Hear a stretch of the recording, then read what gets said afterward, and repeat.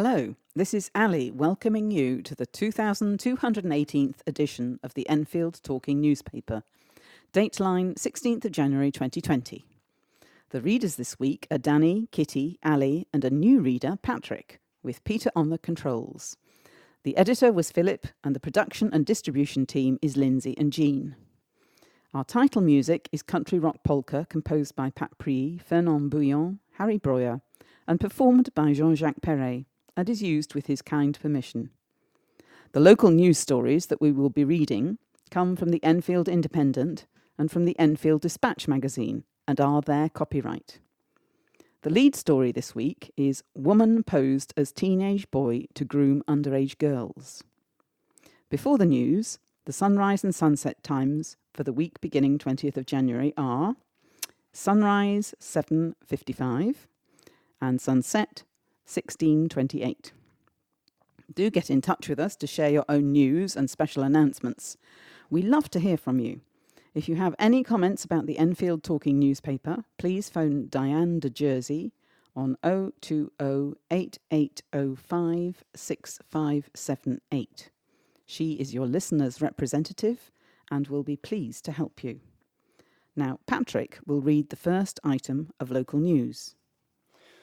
Woman posed as teenage boy to groom underage girls. A woman who posed as a teenage boy to sexually assault up to 50 teenage girls has been jailed.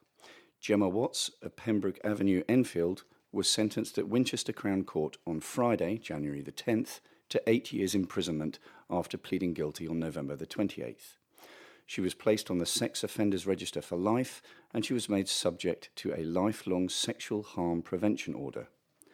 Disguised with her long hair tied into a bun and wearing a baseball cap, baggy jogging bottoms and a hoodie, Watts convinced the girls she was a 16-year-old Jake Watton. She used her own picture on Jake's Snapchat and Instagram accounts, targeting girls aged 14 to 16 by liking their profiles. She would then swap messages with victims, including intimate photographs, using WhatsApp, Snapchat, Instagram, or text, and speak over the phone before meeting them in person. Watts was so convincing that she even spent time as Jake with some of the girls' parents. All of Watts's victims believed they were in a relationship with a teenage boy until police revealed she was in fact an adult woman. Detective Constable Phillip Kenwright, who was the Met's safeguarding lead for the case, said, "Her arrest and now lengthy prison sentence has prevented her from targeting further victims. But I hope that it also gives reassurance to other victims of sexual exploitation that offenders will be brought to justice. I encourage them to come forward and speak to us. I am delighted with the sentence that the judge has passed and hope it acts as a warning to others intent on exploiting and manipulating children online that they will be dealt with robustly." Watts first came to the attention of Hampshire Police in March 2018 after a doctor raised concerns that a girl was in a relationship with an older boy. The Met got involved in July that year after the defendant admitted she had been sexually active as Jake with the first 3 victims.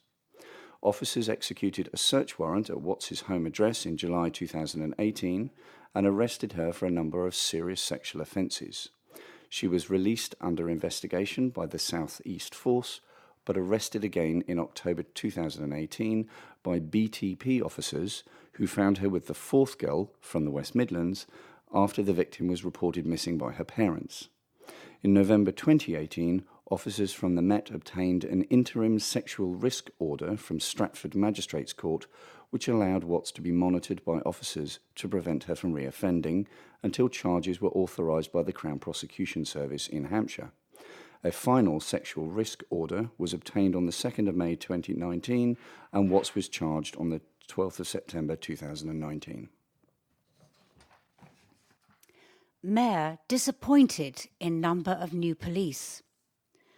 Sadiq Khan says London could recruit more police officers than it has been allocated by the government if other forces cannot step up to the plate. The mayor says he is optimistic about working with the Conservatives and impressed by their approach to policing in London. In July, Boris Johnson promised 20,000 more police across the country, replacing almost all officers previously lost in cuts. The mayor said London should get 2,000 in the first round of allocations and a total of 6,000, meaning the city would receive more police than other areas. This was needed because of violent crime in the capital and the additional pressures of policing national protests, he said. But the government confirmed in September that fewer than 1,400 new police will come to London in the first round of funding. Mr. Khan said he is disappointed with the decision, but that London could train more officers if other police forces cannot rapidly take on new recruits. He said on Tuesday, January the 7th, he would ask the government to move allocations from other forces to London if positions were not filled, because the Met was ready to hire. Speaking at the London Assembly's Budget Scrutiny Committee, Mr. Khan added, "When I met the Home Secretary, Priti Patel, I was impressed by her listening. I was impressed by her understanding of the reason why officers make a difference.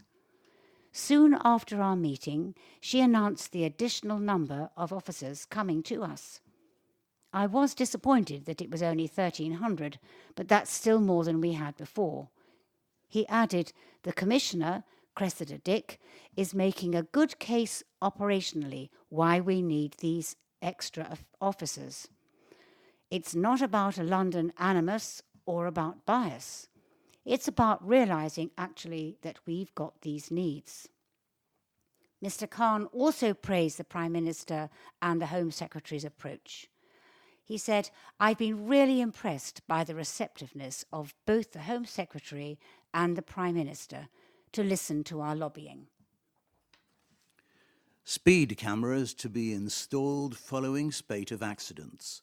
Measures to be taken following years of complaints from residents. Safety cameras will be installed along a major Enfield road to crack down on speeding and dangerous driving. A system of permanent safety cameras will be fitted along the A10 by the end of the year, Transport for London, TfL, announced on Monday, January 13. It is hoped the measure will put a stop to street racers and other dangerous drivers following a string of accidents on the road which runs through the borough from the M25 and into Haringey. The London-wide transport body said it will first roll out a system of temporary speed cameras along a stretch of road from Bullsmore Lane to Southbury Road during the spring. It is currently designing a permanent safety camera system which will be put in place later in the year. Police launched a crackdown on dangerous driving on the A10 in May last year, which has so far led to 41 arrests, 66 vehicle seizures, and more than 900 drivers reported for excessive speed. The highest speed recorded was 127 miles per hour. But with police resources under strain, in July, Labour and Conservative councillors called for average speed cameras to be installed on the A10 as a permanent deterrent. While there are several ordinary speed cameras along a section of the road, these are clearly marked and unable to catch drivers who speed up once they are out of range. TfL said it could not yet confirm whether the permanent safety measures would be average speed cameras or another solution. The police operation will continue until the temporary speed cameras are up and running. The officer in charge of the operation, Detective Superintendent Andy Cox, from the Roads and Transport Policing Command, said he was fully supportive of the cameras. Speaking outside Cineworld in Enfield on Monday, January 13, London Assembly member for Enfield and Haringey, Joan McCartney, said, "I first asked about cameras in 2007, and since then I've regularly raised it with TfL and the Mayor of London. There's been racing up and down here for a number of years. We've had complaints from residents about the noise, about not being able to sleep, so I've been regularly raising it. I'm really glad that TfL have finally agreed to put cameras back along this stretch of road." Council leader, Councillor Nezel-Kaliskan, Labour, Jubilee, said this will make the roads safer, Enfield safer, and I think it will make a more pleasant environment for residents. Speeding isn't just about the danger that's created, but also the fumes and the noise, and I think it will give people confidence that it is a safe environment. Call to take action on abuse. More than 23,000 children could be suffering domestic abuse in London, figures released by the London Assembly reveal. More than 16,000 children in the capital have a parent who is mentally ill, and upwards of 14,000 have parents who abuse drugs or alcohol. The previously unreleased Department of Education figures, which cover 2017 to 2018, also show that in London, more than 3,000 children experienced all three problems. But children's services funding has been slashed. The government has cut £600 million since 2013. And last year, councils spent £770 million more on vulnerable children nationally than they had budgeted for, according to the Local Government Association. The London Assembly's Health Committee is calling on the Mayor of London to take action. A spokesperson for the Mayor said, "The Mayor is playing his part and has introduced a public health approach to tackling violent crime via the Violence Reduction Unit, which has addressing adverse childhood experiences at its heart."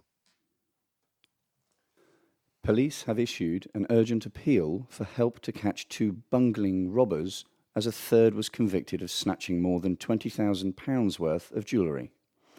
Andrew Elliott, 32, and two unidentified men were captured on CCTV as they ransacked trays of gold rings and earrings at Ital Gold Jewellery Shop in Haringey, North London, in April last year. A lone female shop assistant was grabbed and thrown on the floor. The robbers managed to escape after briefly finding themselves trapped behind a security door. Elliott was arrested after police identified him from a distinctive tattoo on his neck, which read, "I still stand strong." The prolific criminal pleaded guilty to the jewellery robbery and appeared at the Old Bailey to be sentenced on Thursday, January 9. Speaking outside, Detective Inspector Paul Ridley from Scotland Yard called on the public to help identify the other two outstanding culprits. He said, "This was a callous robbery targeting a lone female. Although haphazard and bungling in their approach, they were still able to secure tens of thousands of pounds worth of jewellery. I am delighted we were able to identify and convict Elliott. However, this case is far from over. I would urgently request that any members of the public who recognise the two remaining outstanding suspects come forward to my investigation team." The court heard how Elliott and his two accomplices had struck while shop assistant Valentina Ivanova, 31, was alone in the Green Lanes store. Miss Ivanova was put into a headlock and thrown to the ground, suffering a head injury, the Old Bailey heard. She managed to break free, press the panic button and lock herself into the staff toilet as the robbers grabbed jewellery and attempted to run out of a security door. Prosecutor Teo Hassan said the defendant and a man referred to as Suspect 3 panicked as they tried to open the door when they found themselves briefly locked in. She said, eventually the defendant and Suspect 3 kicked in the door to try to escape, but Suspect 1 managed to open the door. The pair ran out and the door locked behind them, leaving another man trapped, the court heard. He banged on the door and eventually a member of the public, who knew nothing of what had happened, opened the door to let him out. Ms. Hassan told the court the robbers made off with more than £20,000 of gold jewellery, causing £5,000 of damage. Elliott was on licence at the time of the jewellery shop raid and had previous convictions for 4 other robberies. In mitigation, Jide Lenlihin said Elliott had not engaged in any of the violence and was concentrated only on grabbing the jewellery and getting out. Day Centre seeking help. The Parker Centre is a specialist day centre for older people with dementia, where clients enjoy a range of activities and events in a safe and supportive environment. Some people are fairly active, enjoying exercise classes, dementia choir group, arts and crafts, whereas some people are more frail, needing a higher level of care. The centre runs with a team of experienced and qualified staff, supported by dedicated volunteers, which creates a caring, fun and creative setting for nearly 100 older people each year. It enables people to retain their independence, and their carers and relatives can gain some much-needed respite. It really is a special place. However, the centre, which is housed in a beautiful Art Deco ex-library building, is in a poor state of disrepair and is in urgent need of redecorating, as well as new furniture and storage solutions. The very high ceilings of the rooms mean that we need assistance from a company with specialist equipment and experience to help transform this building into an inspirational space. Can you help us to transform this space into an attractive and inspirational place for people with dementia? The clients, as well as staff and volunteers who work so hard, deserve this. We are a small, local independent charity, so our funds are limited, but we may be able to match fund any help in kind.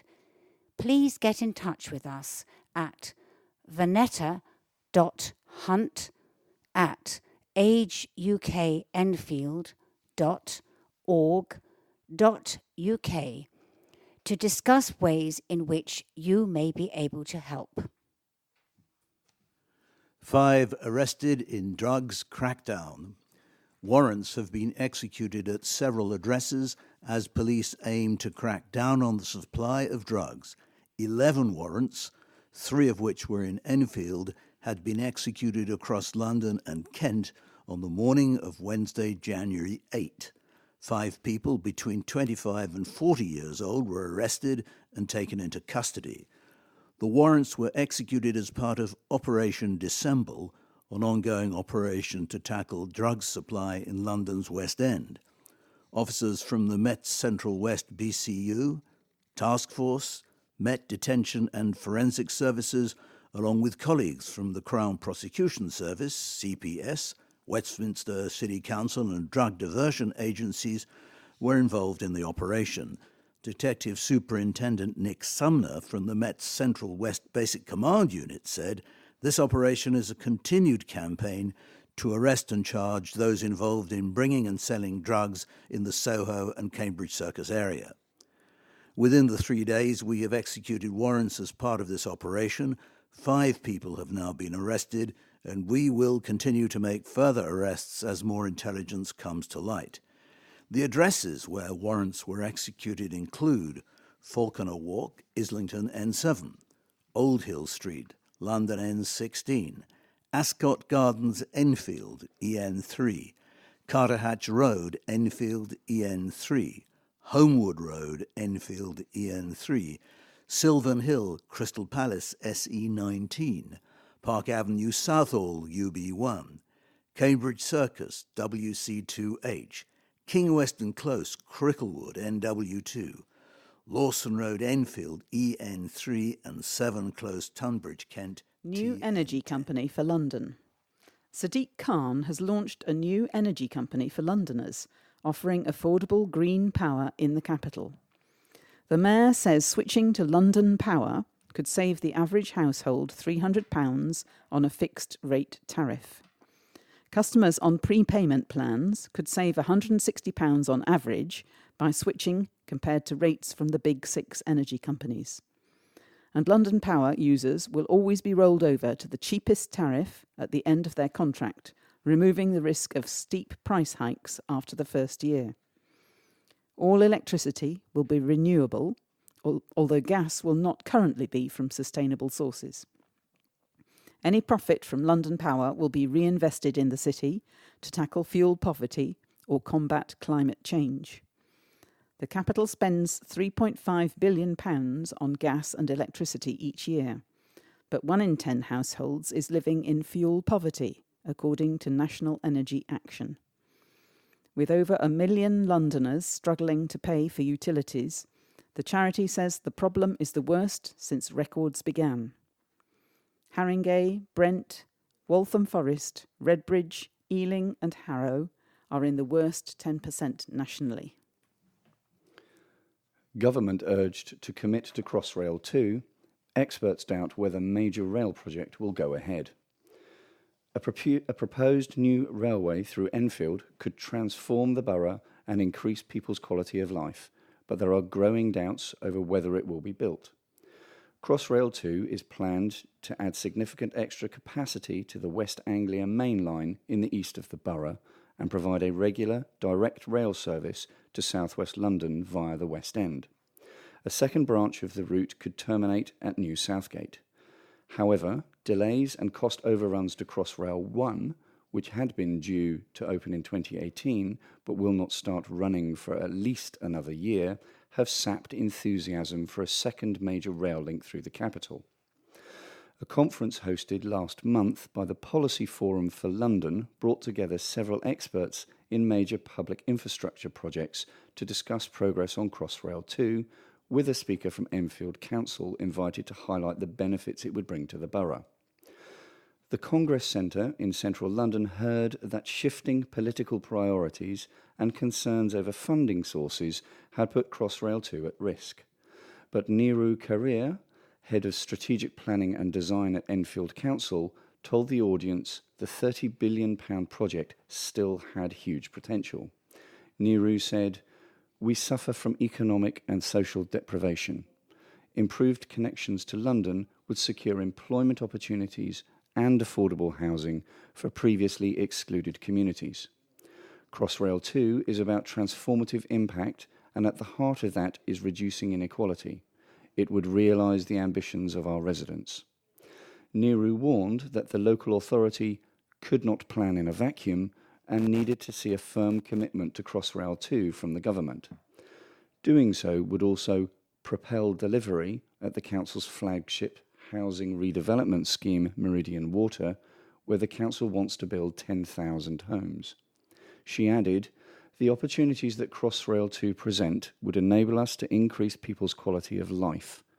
Political priorities have shifted since the current Crossrail 2 plans were first announced in 2013, however. Neither Labour nor the Conservatives mentioned the project in their election manifestos, with both parties instead keen to show they were prioritising infrastructure in the north of England. Ongoing delays to Crossrail 1, which will be known as the Elizabeth Line when it eventually opens, have also spooked potential investors. Manish Gupta, a corporate finance partner at Ernst & Young, spelt out the difficulties. He said, "Crossrail 1 was estimated at £16 billion, but is now costing £20 billion. It was supposed to open in 2018, but is now scheduled for 2021 or 2022. Until a couple of years ago, it was seen as an exemplar of big infrastructure projects. Today, everyone associated with it wants to disassociate themselves from it. Crossrail 2 is even more challenging. There is a government requirement for 50% of funding to come from private sources. For Crossrail 1, it was 25%. When Crossrail 2 was first approved, there was a pro-London lobby in government. Today, there is a debate about London versus the North. How do we get over that challenge? Something equally big needs to be sanctioned for the North. Although the cost-benefit ratio for Crossrail 2 is said to be strong, Manish warned that it would likely need 4 times as much private finance as Crossrail 1, given the sizable difference in their budgets. "We have to show that it makes sense," he added. If built, Crossrail 2 would serve Meridian Water, Ponders End, Brimsdown and Enfield Lock stations with regular trains every 5 minutes, although these would not begin until the 2030s. At the Policy Forum for London event, the panel of experts was asked by Dispatch for their views on how likely it was that Crossrail 2 would still happen. 2 said they thought it was inevitable, but 2 others expressed doubts. Richard Bull, a legal director and parliamentary agent for Pinsent Masons, said, "A member of the government told me that he fears political support is draining away. Unless the costs are properly managed, it will be difficult." David Gordon, chair of the London branch of the Institute of Directors, added, "The risks of it not happening are quite high." We need tougher laws on hate crime. Mayoral candidate wants everybody to feel safe. The Conservatives' London mayoral candidate is calling for tougher laws to protect LGBT plus people in the capital. Sean Bailey says he would lobby central government to strengthen hate crime laws. Homophobic and transphobic hate crime has risen more than 50% since 2016, according to figures from the Mayor's Office for Policing and Crime. Almost 3,000 LGBT plus hate crimes were reported to police last year, but more than 80% go unreported, LGBT plus charity Stonewall says. Race, religion, disability, sexual orientation, or transgender identity are all protected characteristics under hate crime law. But offences based on race or religion have extra protections. Perpetrators can be charged with additional crimes and face longer sentences. Mr. Bailey believes these aggravated offence rules should also apply to homophobic hate crime. The Conservative candidate claims the Mayor has failed to protect gay and transgender people in the capital.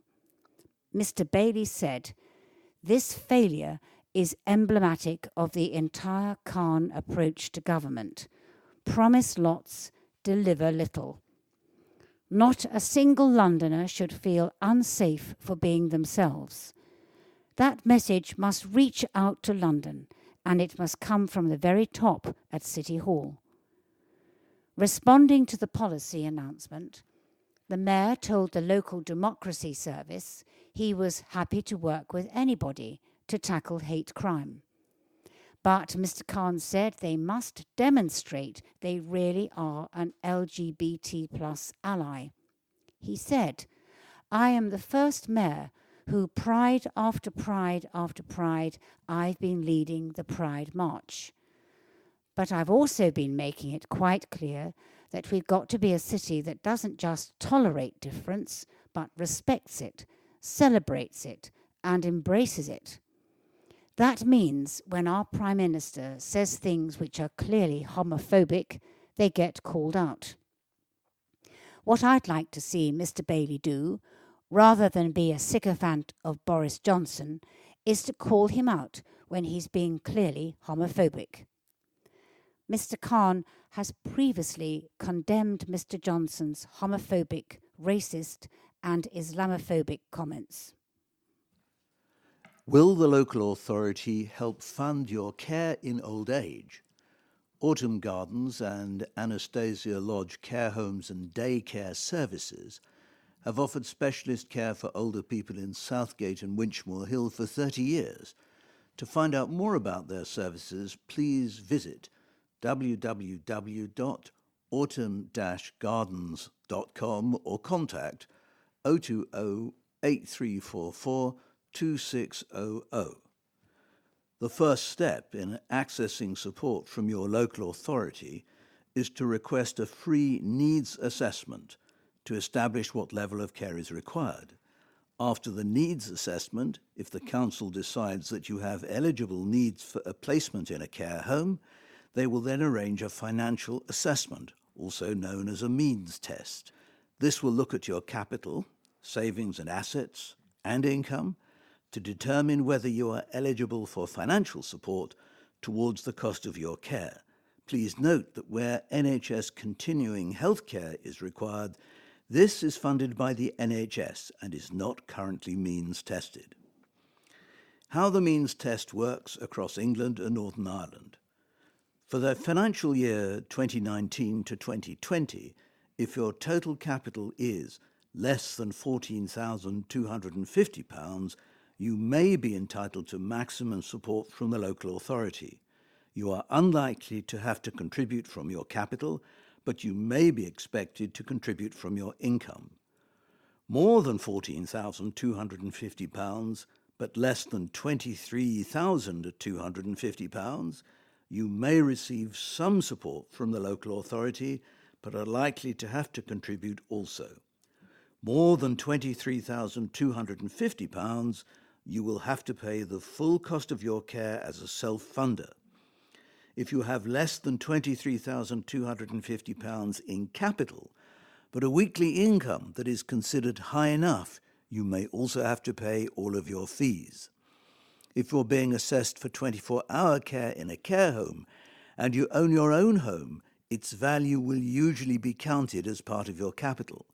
However, there may be exceptions, such as if your partner continues to live in your home after you move into a care home, or if you have a disabled relative living in the home. Rules for couples. A person being assessed should be treated as an individual. So if you're married or living with a partner, only the income of the cared-for person should be taken into account in the financial assessment. If you share a savings account with another person, partner, family member or friend, only the part of the cared-for person should be considered. Please be warned that there are rules about giving away assets. If you have a private or occupational pension and have a partner still living at home, 50% of your pension may be disregarded from your income assessment. Other considerations. Local authorities only pay for a placement in a care home once they have assessed during the needs assessment that someone has reached a needs level that requires a care home placement. This needs level can be quite high. Where you consider you require a care home placement, but the local authority does not, you are likely to have to fund a care home placement yourself or through a third party, such as a loved one. Another option in this scenario where support is required is to attend daycare services. Also, even if the local authority consider you meet the needs level for them to fund a care home placement, the local authority may only be willing to fund a particular amount, and this amount varies from one local authority to another. If the funding the local authority offers you is not sufficient to fund the cost of the placement in your preferred care home, a top-up fee will need to be arranged via the local authority. With all this in mind, if you are considering a care home placement for yourself or a loved one, or maybe in the future, we recommend you visit local care homes, find out what costs are involved and the types of care they offer. When a care home placement is required, it can often be very taxing, both on your time and your emotions. Also, preferred care homes can often have waiting lists for placements. It is always advisable to start learning about the process and your options sooner rather than later, so if the time comes and help is required, you are ready and you are more likely to be able to access your preferred placement. With over 30 years' experience delivering specialist care in Southgate and Winchmore Hill, we can help you understand your care options. For an impartial chat or to book a visit to our care homes, please contact us on 020 8344 2600. Autumn Gardens and Anastasia Lodge provides residential, dementia and palliative care, and Autumn Gardens also provides nursing care. Both homes offer long and short-term placements. We also offer daycare services, a flexible approach to supporting you looking after a loved one on the day-to-day basis, and also a free monthly memory club. To find out more or book a free taster session, please email welcome@autumn-gardens.com. And there is a disclaimer. Information in this article should not be construed as legal advice and is offered for information purposes only. It would be sensible to speak to a financial advisor to clarify your personal funding situation. And now a series of letters. Here's one from Joanne McCartney, who is London Assembly Member for Enfield. End cuts. Dear Enfield Dispatch, City Hall recently released a report exploring the link between the government's welfare reforms and rising levels of homelessness. Cuts to local housing allowance, the benefit cap, and rollout of the bedroom tax and universal credit have plunged many people into huge rent arrears and, in some cases, onto the streets. The precarious living situations of most vulnerable families in our community have been exacerbated by increases in rents and the cost of living. If the government is serious about achieving its aim of ending homelessness by 2027, it needs to listen to charities and reconsider a number of the damaging changes. A good start would be abolishing the 5-week wait for universal credit first payments. We also need to see the government act to strengthen tenants' rights in an often harsh and unforgiving private rented sector by swiftly abolishing Section 21 evictions. And a letter from Robert Taylor, the Federation of Enfield's Residents and Allied Associations. Road Rage. Dear Enfield Dispatch, car-hating Enfield Council held a public exhibition of new proposals to close roads in Palmer's Green connecting Fox Lane with Alderman's Hill and Bourne Hill. The only ways into and out of this area for cars would be via Fox Lane, which would be blocked off halfway along its length. Only W8 buses would be allowed to enter and leave Cranley Gardens at its junction with Bourne Hill. The thinking is that the problems caused by through traffic are so bad that it should be eliminated completely. The huge amount of inconvenience this would cause to residents and visitors to the area does not seem to have been considered. The amount of increased traffic on the main roads and longer queues of stationary vehicles will increase air pollution. It looks like Enfield Council is up to its old tricks again, just like when it used every device it could think of to bulldoze through the green lanes, cycle lanes. A letter from Joanne McCartney, London Assembly Member for Enfield and Haringey. Enough of rail fare hikes. Local people have quite rightly lost patience with continuous rail fare hikes, particularly when many have seen little to no improvement of their services. The burden on people's pockets could surely be lessened and services improved if privately operated metro services are devolved into the more capable hands of TfL. For example, I have been campaigning for the Great Northern services from Moorgate to be handed to TfL for a number of years. You need only to look at City Hall's decision to freeze TfL fares for the 4th year running to know that rail devolution could make life that little bit more affordable for London's beleaguered commuters. Single pay-as-you-go fares and paper single tickets on Tube, London Overground and Docklands Light Rail services remain as they did in 2016. So too do ticket prices for buses and trams, for Santander Cycle Hire and for the Emirates airline. Unfortunately, City Hall does not have the power to freeze fares on travel cards because the prices have to be set in agreement with train operating companies and the government. By the end of next year, this freeze will have saved each London household on average £200, providing a helping hand to those hit by the ever-rising costs of living and the lasting impacts of chronic austerity. And this one is from Mel Kirkland of Derwent Road, Palmer's Green. Car chaos. Dear Enfield Dispatch, I write to express my dismay at this disinformation, propaganda and absurd proposals put out by Enfield Council under the banner Fox Lane Area Quieter Neighbourhood. I've lived on the Lakes Estate for over 30 years. No letter or formal notice of these proposals has been received. Is a general notice affixed to the local lamppost adequate notice for the Council's proposals to implement such radical changes to this estate?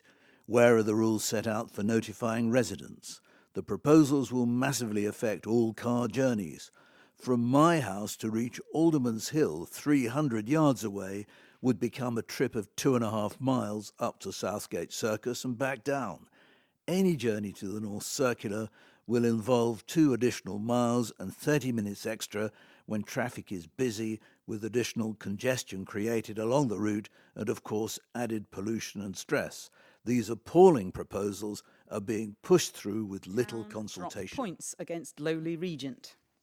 Enfield Town dropped points for a second successive Isthmian Premier Division game after they were held to a 2-2 draw by struggling Brightlingsea Regent. Brightlingsea took the lead through Jake Turner's penalty, but goals in each half from Sam Youngs and Lyle de la Verde looked to have turned it around for Enfield.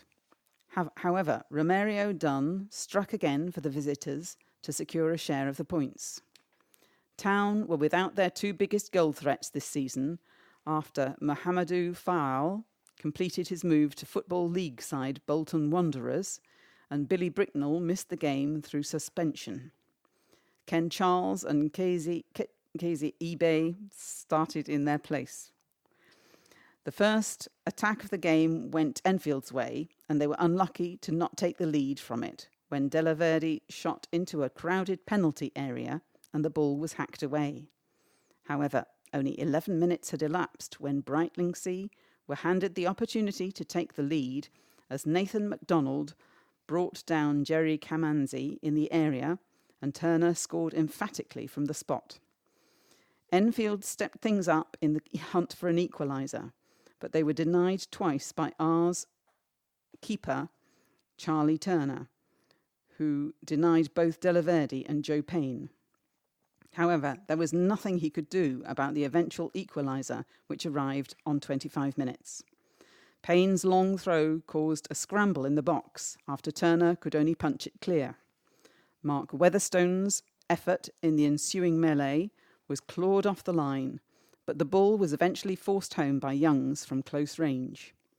The best chance for either side to take the lead into the break fell to Town, but De La Verde's low cross from the right managed to evade everybody. The second half continued in a similar vein to the first, with both teams pressuring each other, but with nothing really coming from their respective attacks.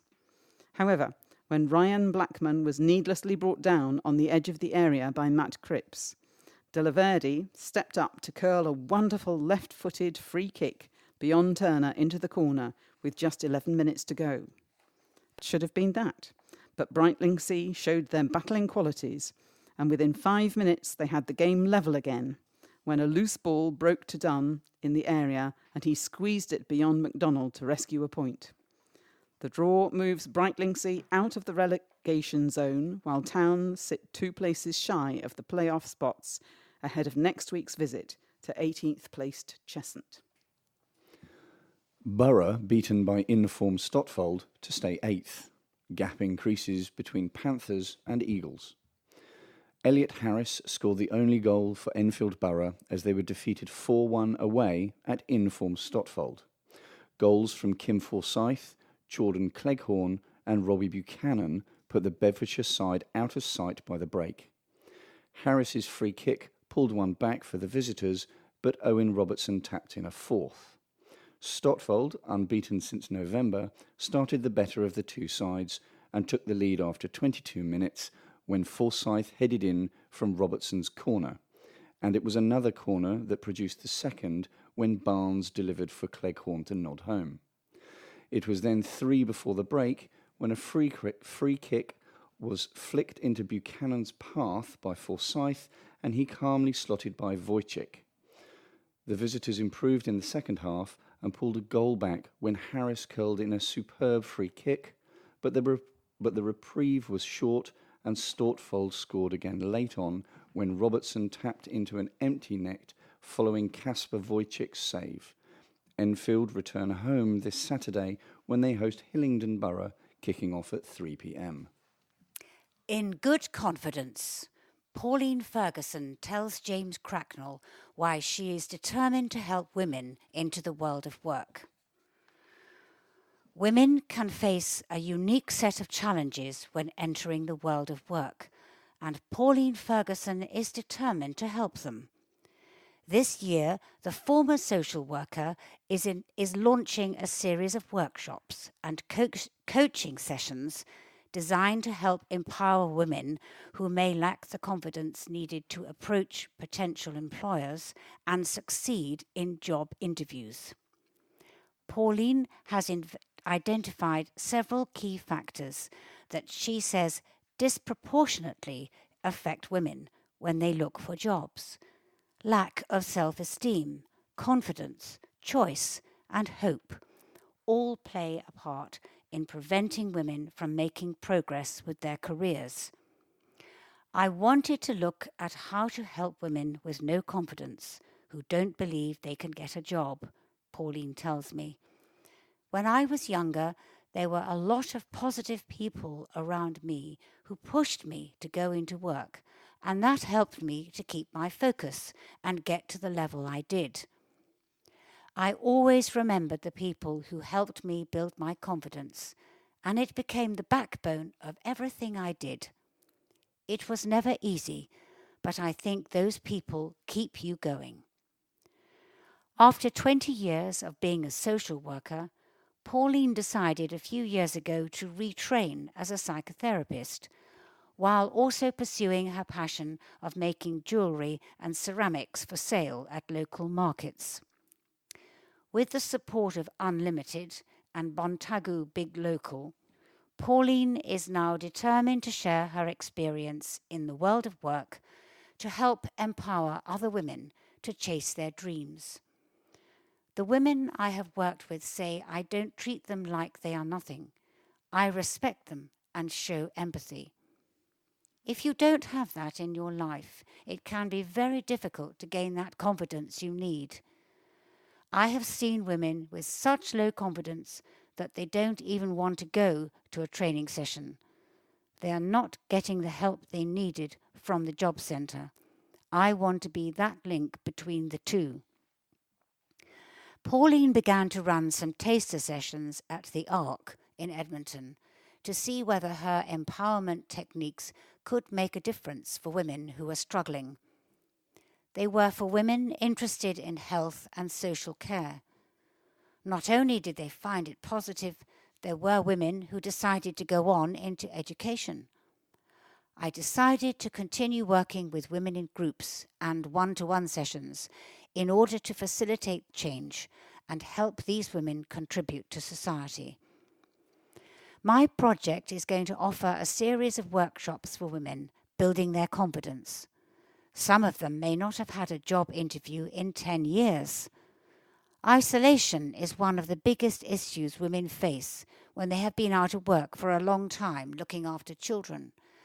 And I am devising a program specifically to help them and overcome the challenges they face.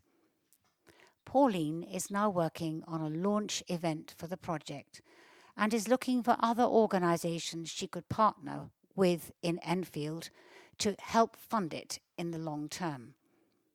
In reality, there are lots of training courses out there that job centres pay for, but they are often not effective. I think this will make the difference. If there is anyone out there who wants to come in for training or who wants to work with me and needs that support, let me know. And now back to sport. Bonus points secured against Kilburn. Ignatians start New Year with routine win. The new year got off to an excellent start for Enfield Ignatians as they comfortably won 22-0 away at Kilburn Cosmos. The result keeps Ignatians firmly in second place after Stevenage lost to league leaders Old Streetonians. Ben Mills, Lewis White, Jonathan Hamilton and Michael Hall were all on the score sheet for the away side as they recorded their 10th win from 12 games this season. It was always going to be an afternoon where substance would trump style, as the weather had turned the pitch at Anson Road into more of a bog. However, with a powerful pack, Ignatians were always going to be well equipped to deal with that, and after numerous ways of attack were broken down by Kilburn, the visitors eventually got through as Hooker Mills was set up to go over in the corner. Although the conversion was missed, Enfield soon topped up their tally with another try before the half-time interval. After Kilburn were penalised for offside, a powerful line-out drive splintered the home defence, and White claimed the pushover score to continue his good form and put his side 10-0 up. The visitors were forced into more defensive action at the beginning of the second half as Kilburn sought an immediate response, but the league's tightest defence remained so to preserve the scoreline. It was a good job they did, as shortly after some powerful play from Hamilton saw him force his way over the line for Ignation's third try, which effectively sealed the win. There was time, though, for a fourth and final score, which also secured the bonus point as good play between Ansel Schwartz and Jake Bates set up centre hall to wrap things up. Ignations return home this weekend for the first time in the new year, as they host mid-table Old Budget Merchant gap. Tailors. Mounting cost pressures may force Enfield Council to dip into its reserves to balance the books. The council needs to plug a £1.5 million budget gap during the next financial year because of growing demand for adult and children's social care, as well as an inability to make some of the savings it had planned. The budget gap has been reduced since October, when it was £3.3 million. But if further cash cannot be found, the council will have to use some of its £39 million reserves. Local authorities are required by law to balance their budgets. If they fail, the government can take control of spending. A medium-term financial plan was discussed at a cabinet meeting last month. Mary Maguire, cabinet member for Finance and Procurement, said, "We have invested more money in adults and children's social care. A further review has identified new pressures, which is why the budget gap is bigger than was forecast." Bid to block incinerator rejected. Protests against a new incinerator in Edmonton are continuing, despite campaigners losing a legal bid to block the project. In November, the Stop the Edmonton Incinerator campaign argued its case at the High Court, claiming the climate emergencies declared by local authorities meant its environmental impact should be re-examined. Although it was rejected, in December, Green groups protested outside a North London Waste Authority, NLWA, meeting in Camden, where the 7 councils wanting to use the new incinerator met to discuss plans to burn up to 850,000 tonnes of waste every year for 25 years. Anissa Connor from Extinction Rebellion Enfield was one of those protesting. She said, "A new incinerator with greater capacity is not consistent with declaring a climate emergency. Incineration creates a perverse benefit to generating more combustible waste and reduces incentives to invest in schemes encouraging waste prevention, recycling, composting and reuse." NLWA says the new incinerator will help power 127,000 homes. Raising awareness of cancer. Do you currently organise or attend a community group in Enfield or deliver services to local residents? If you think people in your group would be interested in hearing about how they can reduce their risk of getting cancer, get in touch and book your group in for one of our free Talk Cancer awareness sessions. Our fully trained facilitators can visit groups of 5 or more to deliver a 1-hour session to help your members learn how to reduce their risk of getting cancer, learn why early diagnosis is important, and learn about NHS screening programmes. At the beginning of 2019, we spoke to more than 600 of you about your knowledge of cancer awareness. Half of you told us that you wanted to learn more about prevention awareness through face-to-face events in Enfield. We listened to your feedback. These sessions are the result. Last year, we worked alongside Enfield Council and Cancer Research to develop our Talk Cancer programme and deliver interactive cancer awareness sessions within the local community, just like you asked. Over the last few months, we have travelled across the borough hosting Talk Cancer sessions and have been attending local community groups and social groups to help Enfield residents learn more about how to reduce their risk of cancer, the importance of early diagnosis, and make sure they understand the value of cancer screening programs the NHS currently provides. Feedback on our sessions so far has been positive, with almost all attendees reporting that the session helped them learn more about cancer, while also giving them the opportunity to ask questions and dispel any myths that they might have had about cancer.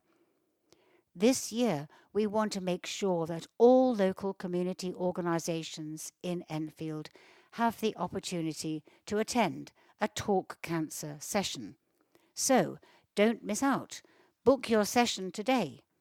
Dates are available until May 2020, and our fully trained facilitators will adapt our session to the needs of your group. For more information about Healthwatch Enfield and to get in touch, call 0208 373 6283 or email info@healthwatchenfield.co.uk. Local campaign group opposes NHS merger. Local campaigners are warning a major healthcare shake-up affecting Enfield is part of the privatisation of the NHS. Members of a group called Defend Enfield NHS say a decision to merge the borough's clinical commissioning group, CCG, with 4 neighbouring CCGs will lead to patient care being increasingly based on cost rather than need, and more private firms being used for NHS contracts. CCGs were set up in 2012 and can buy in services from private health companies as well as NHS providers. Enfield CCG is now merging with groups in Barnet, Islington, Camden and Haringey to form the giant North Central London CCG. This is part of creating an integrated care system, ICS, involving the NHS working closely with councils and other organisations to help people live healthier lives for longer and stay out of hospital when they do not need to be there, according to the NHS England website. Defend Enfield NHS activist Martin Blanchard, a retired medical academic and NHS consultant, claims the new system would be designed to keep people away from expensive care, such as GPs and A&E departments. He said, the idea is to reduce spend as the population grows and keep people away from expensive care. Fellow campaigner Marion Judd, a former NHS physiotherapist, added, access to GPs is going to become more difficult. It will lead to patients needing operations, such as hip replacements, waiting much longer for treatment, placing pressure on them to consider taking out private health insurance to access earlier treatment. Their campaigners believe the CCG merger is part of an ongoing privatisation of the NHS. Martin added, NHS England has a list of registered organisations allowed to provide support to set up and run the ICSs. Out of 83 listed, only 7 are NHS organisations. The rest are private companies and 23 are from the USA. The public has not been consulted about this. They are doing it behind our backs. An NHS spokesperson said the single CCG will continue to work closely with local authorities, NHS providers, GPs, voluntary and community organisations at a borough level to deliver high-quality, accessible health and care services for residents, improve outcomes and reduce health inequalities across North London. Patients, service users, carers and residents will continue to be central to the development of plans at both the North Central London ICS level and borough-based integrated care partnership level. Patients and residents will continue to be represented on appropriate committees. We have reached the end of our programme for this week. Thank you for listening. So from the team of Ali, Danny, Kitty, Patrick and Peter on the controls, it's cheerio. Goodbye. Goodbye. Please remember to turn over the address label in your postal packet, put the memory stick into the packet in a closed position, and return it to us as soon as possible in readiness for the next edition. Don't forget you can call Diane de Jersey regarding any help you may require in connection with Enfield Talking Newspaper on 020 8805 6578. Coming up next, the latest news and information for the Greater London area from InfoSound. The Enfield Talking Newspaper will be with you again in 1 week's time.